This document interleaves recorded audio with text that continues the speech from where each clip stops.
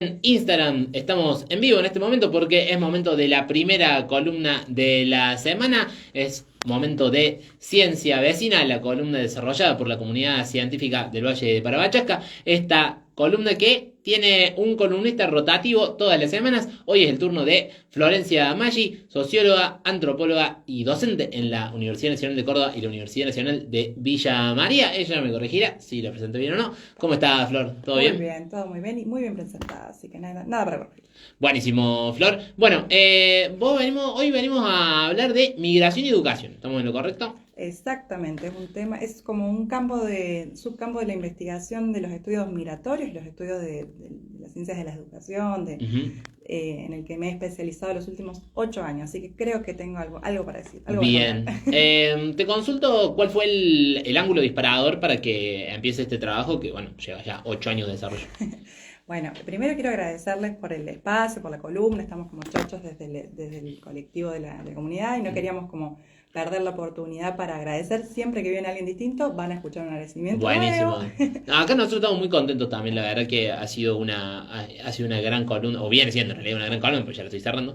Viene siendo una gran columna y viene teniendo buenos aportes además. Ay, bueno, muchísimas gracias. Nosotros estamos particularmente muy contentos porque nos da la posibilidad de contar un poquito que el sistema científico argentino, ya te voy a responder la pregunta que me planteaste, pero bueno, eh, es un sistema súper federal, ¿no? Y Ujú. entonces este juego de pensar la ciencia vecina o que tu vecina, tu vecino es un científico, una científica, nos da también ese lugar para comentar que, bueno, que la ciencia no transcurre solo en las grandes ciudades, no pasa solo por Buenos Aires. CONICET no es un gran edificio que está solo ahí en alguna dependencia estatal, sino que bueno, tenemos como mucha incidencia en los distintos territorios. De hecho, han pasado columnistas contando, bueno, trabajos en localidades muy pequeñas del interior de Córdoba, de distintas localidades, así que eso, nada, agradecer y bueno, seguir abriendo el espacio y contar un poquito por dónde viene mi investigación, chusmear ahí por dónde viene ese interés. Ujú. Bueno, forma parte de un interés colectivo, por eso lo incluía en esta idea de que formamos parte de una red, de un subcampo, de una disciplina. Por lo general los temas de investigación tienen un poquito de personal y mucho de colectivo. Vamos viendo cómo se van generando ciertos debates en donde falta investigar, indagar alguna especificidad, ¿no? Entonces, desde ahí nos involucramos. Yo trabajé para mi tesis de grado con una compañera en la carrera de Sociología en un barrio popular de la ciudad de Córdoba, que se llama Nuestro Hogar 3, de Sí. mucha población migrante, ¿sí? Ahí Mm. conocés, claro, sí, porque es como también un centro de la zona sur, precisamente reconocido por esa particularidad, y que muchas veces, como pasa como con Villa Libertador, también ahí en Córdoba, Sí, que tiene una comunidad muy grande, tiene consulados incluso y todo. es claro, y que además tiene como la festividad de la Virgen de Sí, Urjupiña. sí. Entonces, muchas veces lo miramos desde afuera con cierto romanticismo, ¿no? Pensamos que ahí, no sé, se emerge como una especie de universo intercultural, donde estamos como ese meme en la que están todas las personas de distinta origen, racializados o sean nacionalizados, todos abrazados o tomados de la mano, y hay muchos conflictos, ¿no? En esos territorios, precisamente conflictos que se terminan dirimiendo en términos de qué origen nacional o cuál es el origen extranjero o no de las poblaciones. Entonces, un poco la tesis de grado versaba en esos temas. Y ahí conocí muchas familias que me llamaba muchísimo la atención la motivación que tenían por enviar a sus hijos a buenas escuelas secundarias, o pensar mucho en qué educación estaban recibiendo en la primera. Me llamó la atención porque era algo que se resaltaba en las escuelas como cierto contraste con la comunidad local de esos barrios populares que eran así en Argentina. Sí. Entonces, desde ahí empecé como a chusmear ahí un poquito, ¿no? Porque también había como ciertas cuestiones vinculadas a las nociones de disciplina, por ejemplo, que tenían familias migrantes, principalmente de origen boliviano. Bueno, por ahí empezó la investigación, porque bueno, después hace su propio recorrido, porque Totalmente. vas viendo que ya hay trabajos, que hay respuestas que ya Claro. se fueron dando, Se, hay va- como, se van creando nuevas hipótesis. claro, vas necesitando como encontrar cuál es tu aporte también Ujú. un poquitito. Entonces mi tesis doctoral se centró en cómo eran las experiencias de principalmente jóvenes en las escuelas secundarias. Bien. Porque lo que más se encontraba, digamos, en ese trabajo de investigación de otros antecedentes que llamamos, u otros trabajos anteriores, eran, bueno, cómo eran esas experiencias vinculadas a la discriminación que experimentaban estos jóvenes. Y a veces por ahí tenemos como la necesidad de pensar las respuestas sobre esas situaciones en relación a qué hacen las escuelas, qué hacen los adultos, ¿no? Que es sumamente importante, pero pocas veces nos preguntamos, bueno, ¿qué pasa con el resto de los jóvenes también, ¿no? ¿Cómo se dan esas dinámicas, llamamos de sociabilidad, pero para pensar las relaciones entre pares, ¿no? De amistad, de noviazgo, de coqueteo, cómo se dan distintas dinámicas que tienen más que ver con las lógicas juveniles.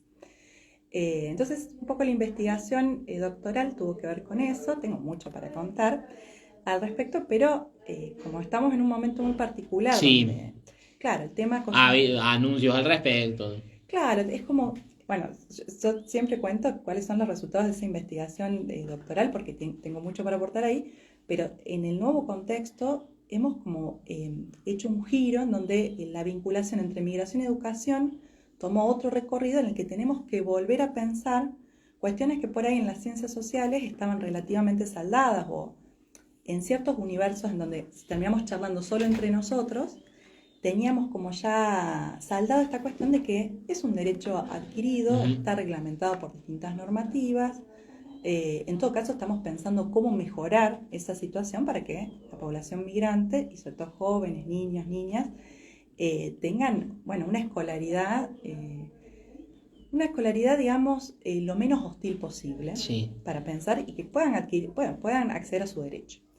Y hoy parece como que la discusión volvió varios pasos atrás, porque de pronto se vuelve a poner en tela de juicio si esa población tiene derecho a acceder. No se está pensando en la educación primaria y secundaria, se está pensando en la universitaria, pero vuelve a poner un tema sobre la mesa con la que siempre discutíamos en los primeros trabajos, que tiene que ver con cómo se vuelven los migrantes chivos expiatorios de cualquier crisis, cualquier déficit, cualquier complicación que haya en nuestro país. Entonces aparece de nuevo como esa posibilidad de... Sí, de ver qué facturas se les pasa. Hay un capítulo de Los Simpsons que es un reflejo de eso también. Sí, la verdad que podemos como, si siempre tenemos como estos lugares piolas, digamos, para pensar y volver a discutir estas cuestiones, porque a veces las pensamos como procesos estrictamente locales, ¿no? Que esto pasa solo en Argentina, o vemos las particularidades de cómo sucede esto en Córdoba, y después vemos que son casi que universales en el sentido de que hay ahí una discusión de fondo que gira en torno a quienes tienen no solo derechos, sino quienes pueden demandar, por eso pensamos como la noción de derechos, quienes pueden demandar ciertos esos derechos, pero están pensados como privilegios, sí, a sentirse como en su casa por el hecho de habitar o por el hecho de ser nacionales, ¿no? Ser argentinos, ser estadounidenses para el caso del capítulo. Tal cual. Entonces, ahí vuelve siempre sobre una pregunta que es muy interesante para pensar. ¿Por qué un país como Argentina, que se funda sobre esta idea del mito de los descendientes de migrantes, donde está toda esta fortaleza de la migración, que se piensa desde una migración más europea, pero está como... Sí, el preámbulo. Claro, la Constitución misma. El preámbulo lo dice. Exacto. Ahora no me acuerdo de la palabra textual, la cita textual, pero lo claro, menciona. Quien habita territorio argentino tiene acceso a todos los derechos, digamos.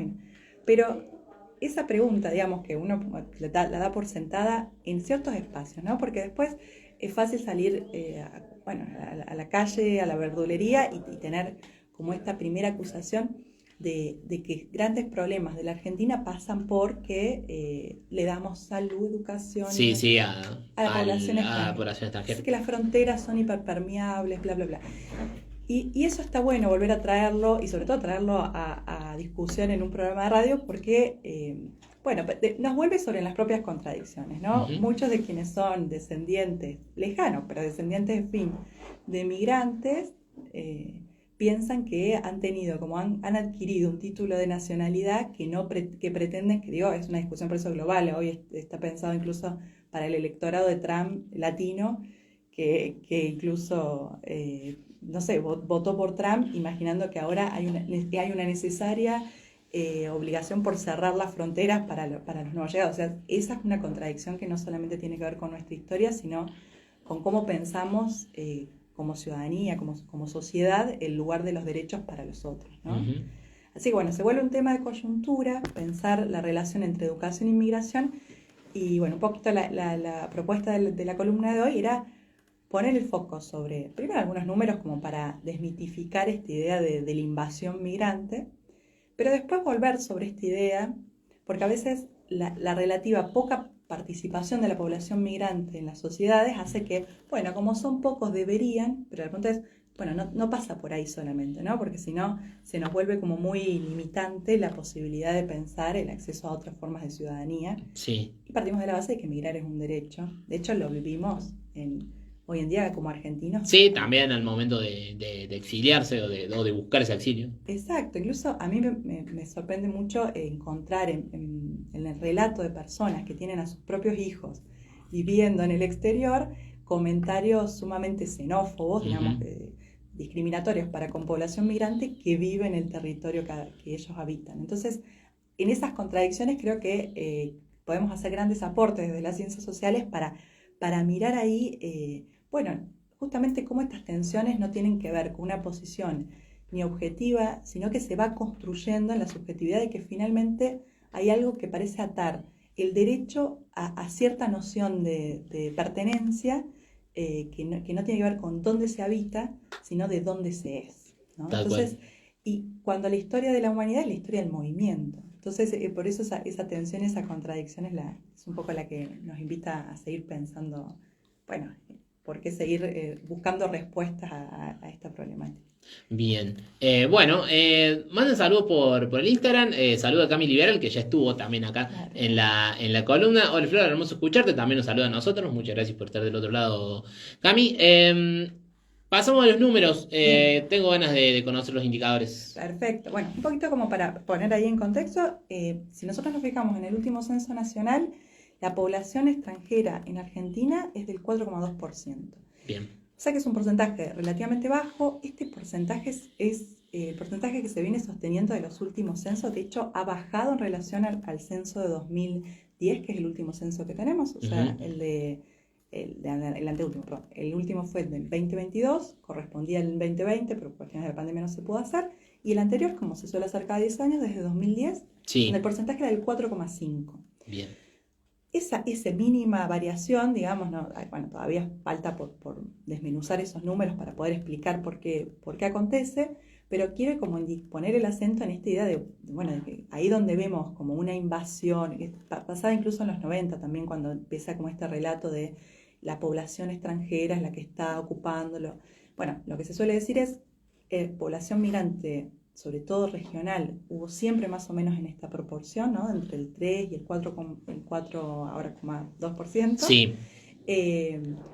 Pero lo que pasa es que comienza a tener cada vez más presencia en las ciudades. Entonces hay como, llamamos nosotros, una hipervisibilización de la población migrante, sobre todo regional.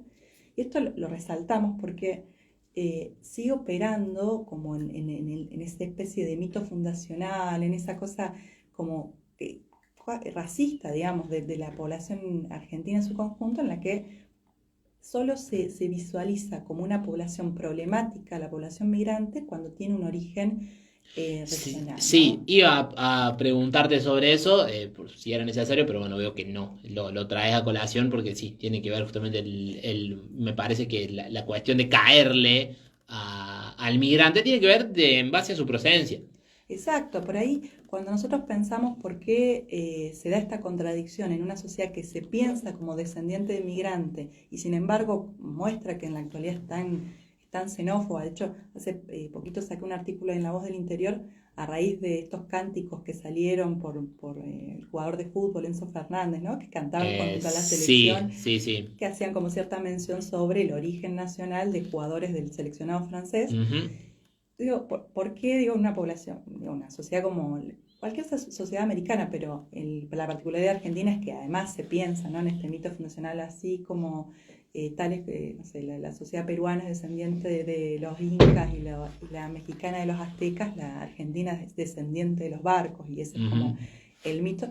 Bueno, si había como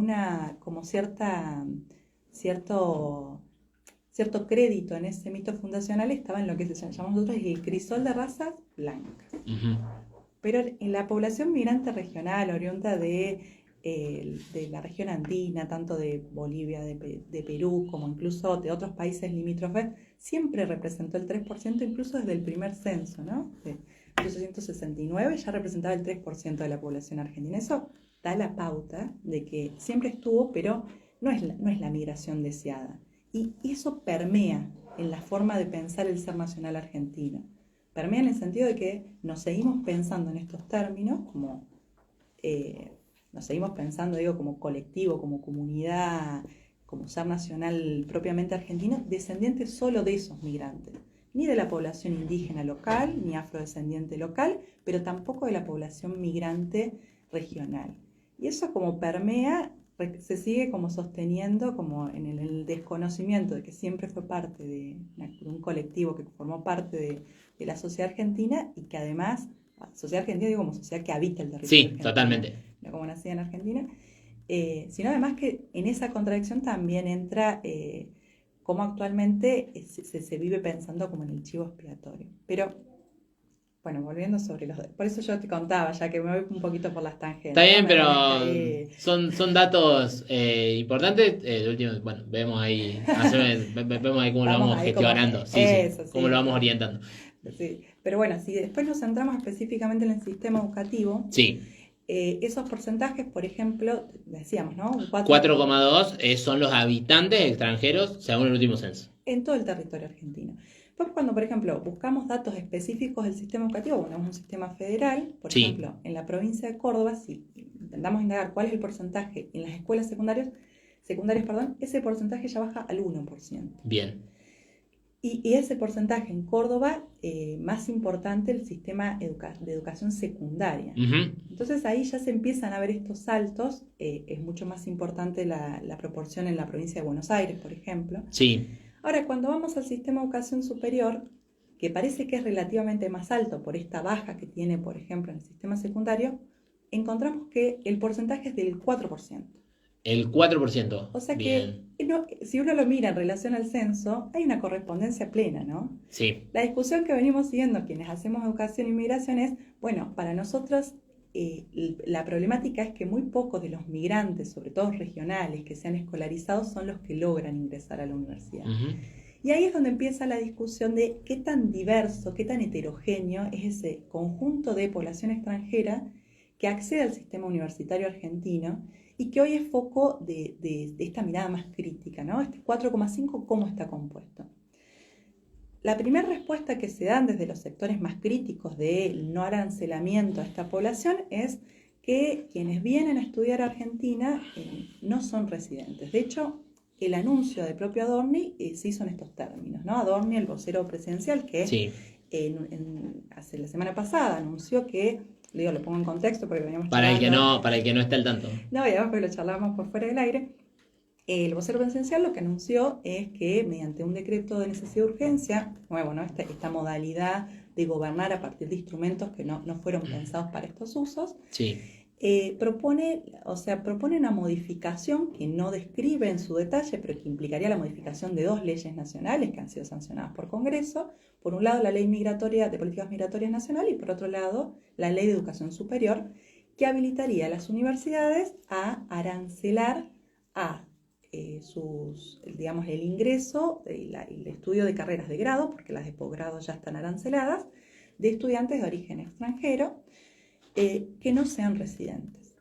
Esto no está aclarado, pero así tal como lo presentó, requiere, de la doble modificación porque actualmente ningún estudiante que esté en el sistema universitario puede ser no residente. Ni extranjero ni no extranjero. Uh-huh. Porque requiere un documento. Claro.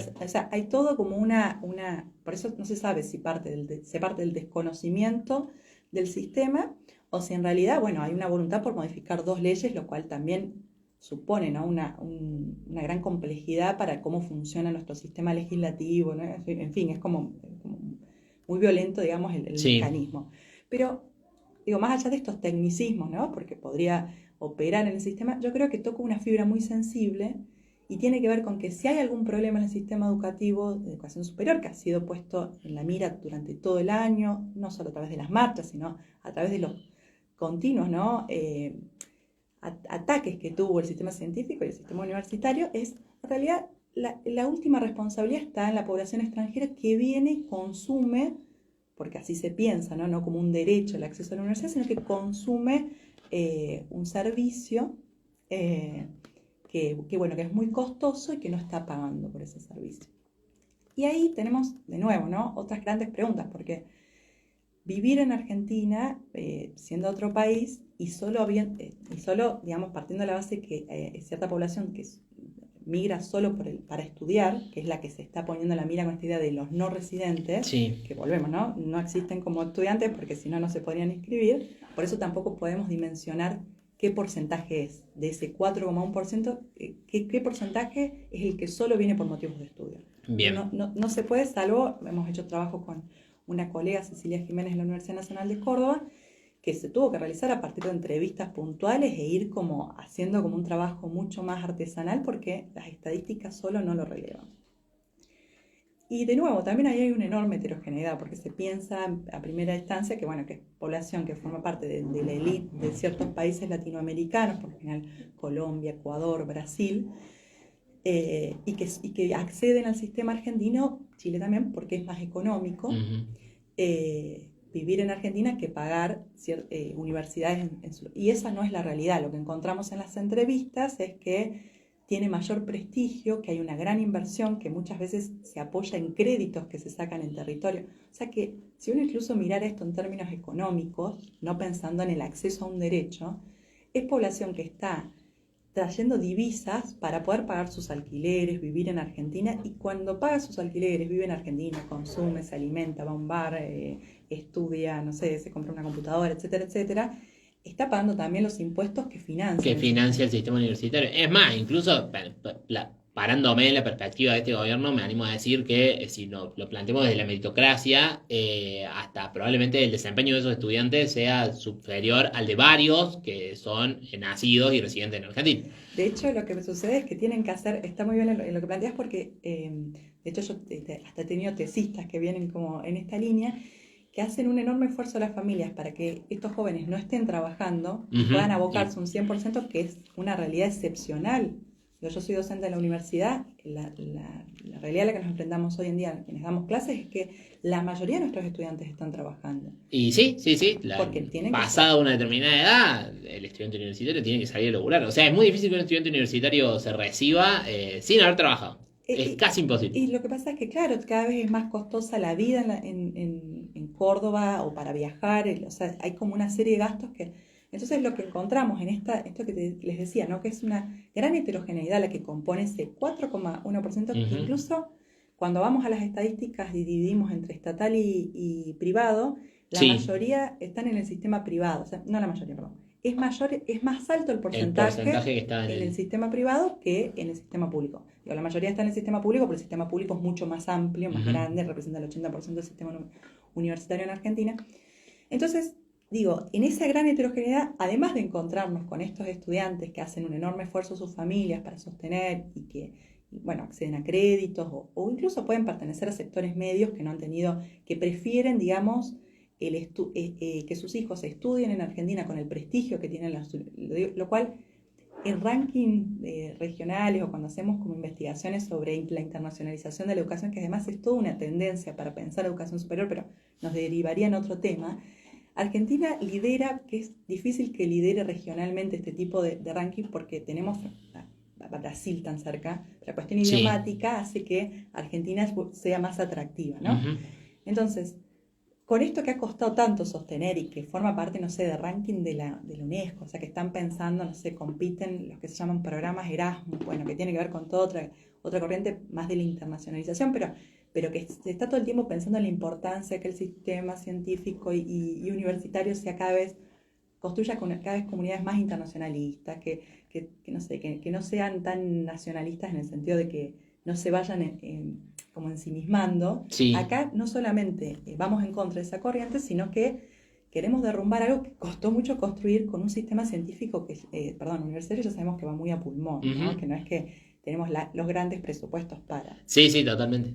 Entonces, bueno, un poco mostrar que en esa heterogeneidad también llegan poblaciones de porque también lo quiero decir, si no parece que ese proyecto con el que empezó la investigación de encontrar a familias que tenían una apuesta muy, muy centrada en que sus hijos ingresaran a buenas escuelas secundarias o que incluso a la universidad, acceden minoritariamente, pero acceden a la universidad, y hay saltos que son impresionantes, digamos, de padres con primarios incompletos a primeras generaciones de universitarios.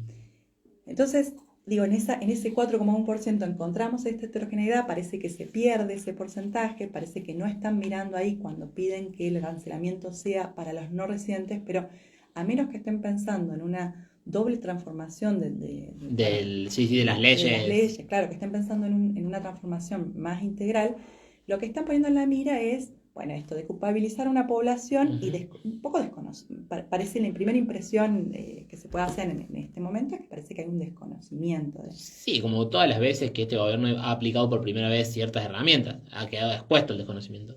¿Por qué no se haría esta una situación similar? ¿Por qué habría de ser una excepción? Exacto, pero por ahí eso lo podemos hacer desde cierto posicionamiento político, ideológico, por eso también es importante traer como cuáles son las herramientas que ven, o sea, cuáles son las investigaciones desde donde con el conocimiento científico venimos mostrando, digamos, que, bueno, hay cierto proyecto que puede ser propio de este gobierno, pero que también toca una fibra muy sensible del ser nacional argentino, en donde la responsabilidad de la población migrante está siempre ahí como una carta fácil de utilizarse, ¿no? Es como está disponible para cualquier sector conservador, por lo general está más asociado a las derechas, pero cualquier sector que no esté dispuesto a buscar las responsabilidades propias, no solamente de este gobierno, sino de cómo viene operando el sistema universitario, que por eso, más allá del millón de pulmón que ponemos todos quienes integramos esa comunidad,